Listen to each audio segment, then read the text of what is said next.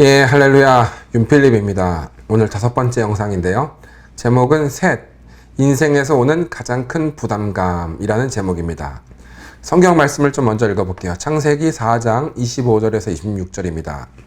아담이 다시 아내와 동침함에 그가 아들을 낳아 그 이름을 셋이라 하였으니 이는 하나님이 내게 가인이 죽인 아벨 대신에 다른 씨를 주셨다 함이며 셋도 아들을 낳고 그 이름을 에노스라 하였으니 그때 사람들이 비로소 여호와의 이름을 불렀더라. 예. 오늘도 한 3가지 정도 나눌 텐데요. 예. 첫 번째는 위대한 선임의 대타입니다. 이게 굉장히 중요한 거예요, 사실은. 왜냐하면 이제 우리 청년들은 누군가의 후임이 돼서 그 자리를 차지하고 또 시간이 지나면 또 누군가의 후임이 돼서 그러니까 그 인생의 연속이에요. 누군가의 후임으로 사는 것이 연속인 우리 인생입니다. 청년들은 특별히 그렇게 시작하고 계속 그렇게 되게 돼 있어요. 한동안은. 그래서 이것을 한번 셋이 별거 아니니까 너무 짧으니까 건너뛰려다가 좀 의미가 있다. 우리 청년들에게. 그래서 하게 됐습니다. 첫 번째 위대한 선임들의 대타인데요. 좋은 경우도 있고 나쁜 경우도 있어요. 좋은 경우는 모세 뒤에 여호수아, 그렇죠? 다윗 뒤에 솔로몬, 엘리야 뒤에 엘리사, 예수님 뒤에 사도들, 그렇죠? 사도 바울 뒤에 사도 바울의 팀 제자들, 뭐 이런 좋은 경우가 있지만 나쁜 경우도 있어요. 모세의 아들들, 사람들이 모세의 아들들을 보고 어떤 기분이었을까요? 뭘 기대했을까요? 아론의 아들들, 2명이 죽었죠. 사무엘의 아들들, 이스라엘 백성이 왔잖아요. 그래서 당신 아들들은 당신 같지 않으니까 우리에게 왕을 세워달라 그랬잖아요. 그때 사무엘이 얼마나 민망하고 참 분노도 생기고 부끄럽기도 하고 좌절도 되고 그랬겠어요. 그쵸? 지금 이 시대에서는 뭐 많은 청년들이 알 수 있는 사람이 누가 있을까요? 맨체스터 유나이티드 맨유의 감독 퍼거슨의 후임으로 들어왔던 판할 감독이 있겠죠. 예. 자리를 봐가면서 들어가야 돼요. 예. 그냥 아무리 잘해도 욕 들어먹는 자리가 있어요. 그냥 내가 정말 잘했는데 그래도 딴 데 가서 그 정도 성적 냈으면 막 칭찬하고 난리 나고 영웅대전 막 온갖 평생 뭐를 보장해주고 그러는 게 있는데 어떤 자리는 아무리 해도 안 되는 자리가 있어요. 그럴 때는 가지 않는 게 지혜죠. 파날 감독이 이제 돈은 벌었을지 몰라도 만족감이 있었을까요? 2등에도 욕을 들어먹어요. 그쵸?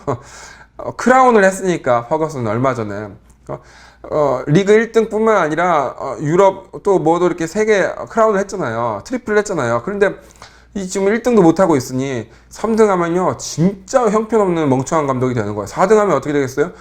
메뉴의 역적이 됩니다. 그런데 뭐 5등 6등 하고 있었으니 아무리 잘해도 소용없는 거죠. 히딩크 같은 경우는 전임 감독이 누구겠어요? 4강을 이뤘던 히딩크예요. 그 전임 감독이에요. 내가 아무리 잘해도 얼마 전에 했던 히딩크보다 제가 잘하겠습니까? 4강 가겠어요? 그러니까 박수 칠 때 떠나는 거죠. 그게 지혜입니다. 그래서 후임 자리에 들어갈 때는 첫 번째는 부르심이 있어야 돼요. 부르심이 있으면 모세 뒷자리라도 들어가야 됩니다. 하나님께서 위로해 주시고 용기를 주고 내가 너와 함께 할 것이다. 강하고 담대라. 백성들도 와서 당신 우리가 모세에게 추종했던 것처럼 당신에게 순종하고 따르겠으니 당신 말을 듣지 않는 사람은 죽여버려야 된다. 이렇게까지 하는 경우가 있잖아요. 그러니까 후임으로 들어갈 때 첫 번째는 부르심이에요. 두 번째는 지혜가 있어야 됩니다. 부르심을 봐서 내가 들어가야 될 자리인가? 이게 내 부르심인가? 부르시면은 내 전임자가 모세라도 들어가야 됩니다. 그 다음에 중요한 거는 부르심이 아니고 내가 선택할 수 있는 거면 지혜를 선택해야 돼요. 다리를 뻗을 때 보고 뻗어야 되는데, 누울 때 보고 누워야 되는데, 아무리 잘해도 욕 들어먹는 곳이 있어요. 그래서 위대한 후임이 되려면은 첫 번째는 부르심이 있어야 됩니다. 그러면 그거 해냅니다. 부르심이. 두 번째는 지혜가 있어야 돼요. 적어도 대한민국 축구 팬들에게는 차두리에는 어떤 사람이었을까요? 대한민국 축구 팬들이 차두리에게 원하고 기대했던 것은 무엇이었을까요? 어떤 사람 정도였을까요? 그냥 대충 하는 걸까? 아니면 국가대표 배지만 달면 될까? 아니죠. 차범근 정도를 원했겠죠. 참 힘들어요. 그쵸? 차두리 인생. 허재 농구선수 아들들도 마찬가지고. 한국 사람들은 차범근을 차범근 불쌍해 세상에 자기 그렇게 잘해놓고 아들 저기 뭐야 병신이네 엄청 잘하는데도 그렇게 생각했을 거야. 저 떡대만 하드웨어만 닮아가지고 안에 소프트웨어는 하나도 안 닮고 저게 뭐야 저게 이렇게 했을 텐데 그런데 차범근은 차두리를 너무 기뻐했어요. 너무 자부심이 있었어요. 왜냐하면 차범근이 한 이야기가 있었어요. 옛날에는 내가 친구들 너무 부러워했다. 백켄바우어 뭐 하잖아요. 막 그 당시 분데스리가 난리 났죠. 근데 지금은 친구들이 다 날 부러워한다는 거예요. 왜냐면 친구들은 아들들이 그 정도 잘하면 자녀들이 어떻게 됐으면 좋겠어요. 호날두 아들이 공차죠. 메시 아들이 공차죠. 당연히 내 아들이 축구선수 국가대표 되기 원하죠. 그런데 베켄바우어를 위시해서 수많은 차범근의 친구들은 그들의 아들들은 축구선수가 안 됐어요. 국가대표가 안 됐어요. 결국 뭐냐면 축구 행정가로 갔어요.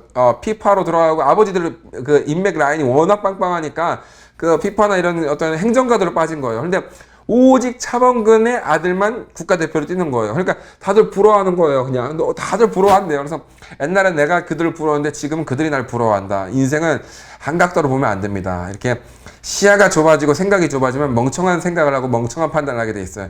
차범근 아주 기쁩니다. 예.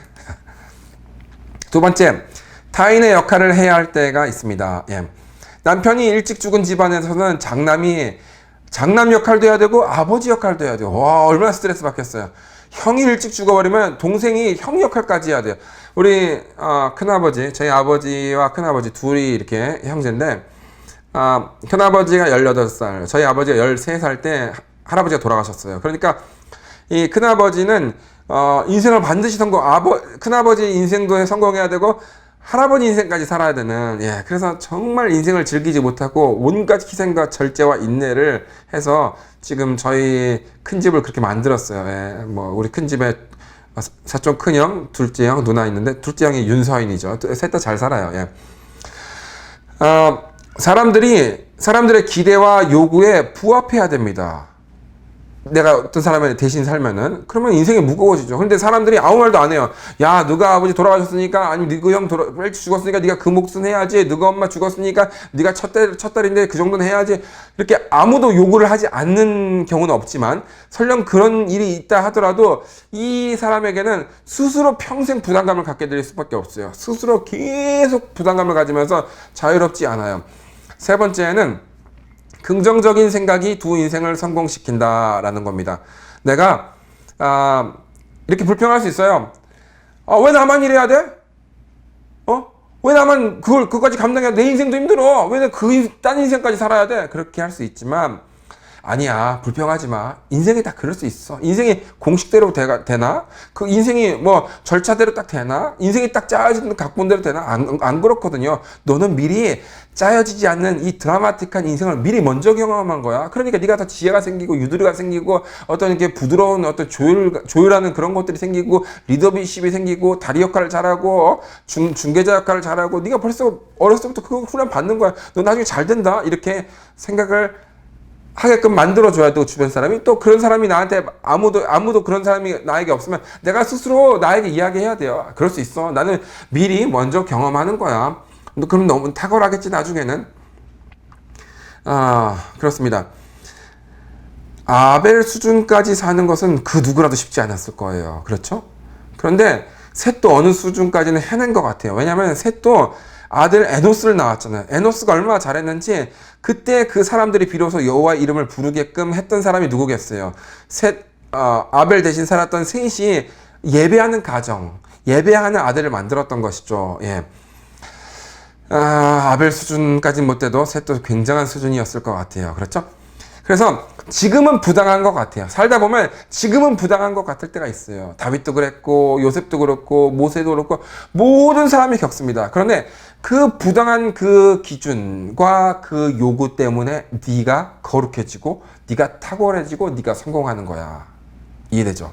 그러니까 지금 내가 누군가의 삶을 대신 살아야 돼. 내가 누군가의 역할을 대신해야 돼. 내 누군가의 위대한 전임에 뒤에 후타로 내가 대타로 들어가야 돼. 막 내가 진짜 너무 미치겠어. 지금 내일도 힘든데 남의 일까지 같이 살아야 되고 내 인생도 힘든데 남의 인생까지 대신 살아야 되는 게 너무 짜증나요. 그런데 그 부당해 보였던 그 요구, 그 부당해 보였던 그 기준, 그것 때문에 네가 탁월하게 되고 거룩하게 되고 성공한다는 거예요. 그러니까 청년들 살면서 그런 일이 옵니다. 반드시 와요. 한 번 오는 게 아니고 두 번, 세 번, 네 번도 올 수 있어요. 계속 올 수도 있어요.